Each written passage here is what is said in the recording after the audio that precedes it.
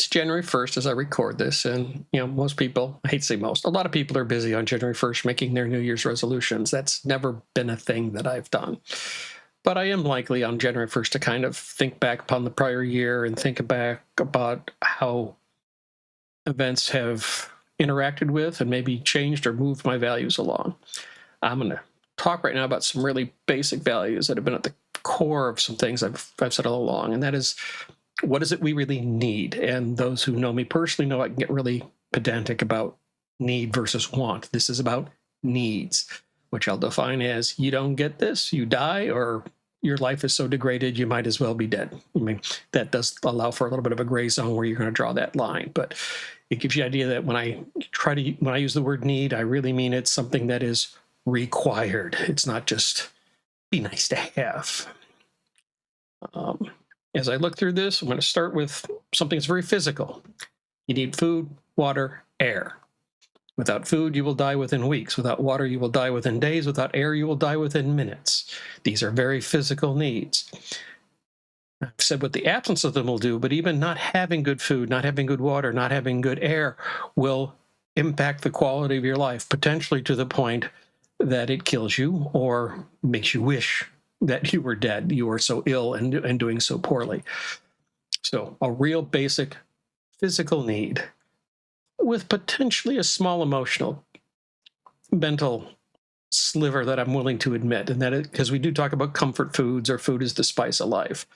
I'm a little leery about that too much, because I think if you were having the blandest food possible, but getting all the nutritional needs you have, hey, it might not be the best life in the world, but you wouldn't be looking to bow out. The physical need is being met, and you can do other things. The second need, clothing. Clothing. Something between you and the environment, something to protect you from the rain, the cold, the heat. Well, clothing can only protect you so much from the heat. There are certainly parts of the world where you could probably get by on little or no clothing, and it's not that physical requirement. So there's certainly an emotional concept to this as well, because certainly in those parts of the world, people still wear clothing. There is some advantage to having this barrier between you and the world, whether that's for physical reasons or emotional, mental reasons. It provides some protection. The third requirement, or the third need, is a place to rest your head, or a home. That place you can go, you can let your guard down a little bit. You've got some kind of walls between you and the rest of the world to protect you from the environment, protect you from bad guys, protect you from bad animals, protect you from whatever bad stuff. Hopefully with a group of people you trust, because that allows you to really let your guard down. You each take a little bit of the onus of kind of making certain things work, and you can rest. If you're always on your guard, if you're forever having to worry about every little thing going on around you, that leads to a whole set of emotional and mental problems. PTSD is the most obvious one that comes to mind, but there's a whole host of other ones. So there is a physical component to this, but probably more importantly is the mental component, that place that you can rest your brain for a moment and step back from that constant struggle to survive and just for a moment be. That's important.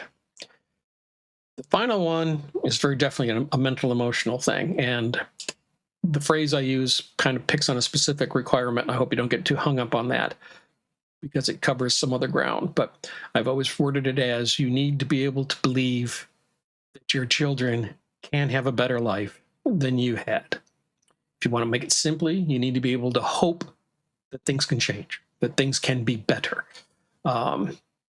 For those of us with children, that hope is often thrust upon how we see our children's lives potentially playing out, and that's probably why I phrase it the way I do. But it's important to be able to have that hope. If you literally are just in a daily slog trying to survive, nothing ever changes, nothing ever will, and you're barely getting by on your physical requirements, I may not be ready to bow out, but you're certainly not going to be an active member of the community.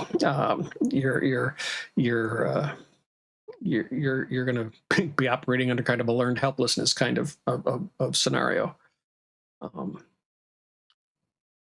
These four needs, I think, are really important.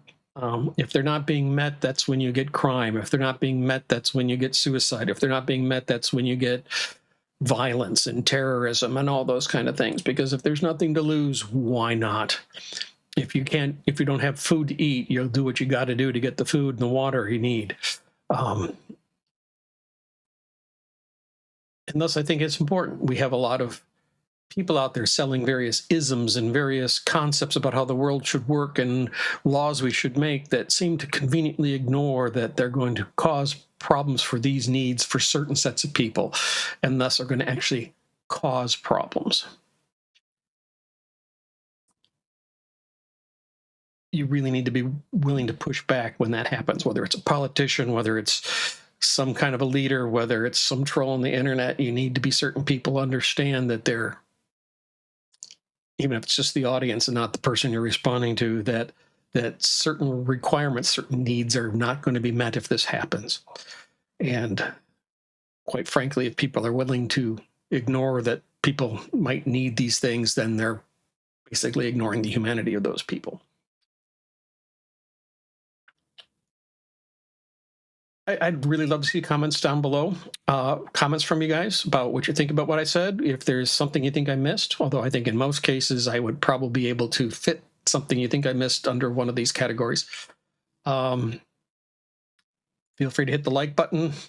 If you want to see more stuff like this, some of my stuff's much lighter than this, but if you want to see more stuff like this, hit the subscribe button. You'll get notified, I think, when I post up some more. I guess I'll just say, I hope you have a really good new year. May all your needs be met.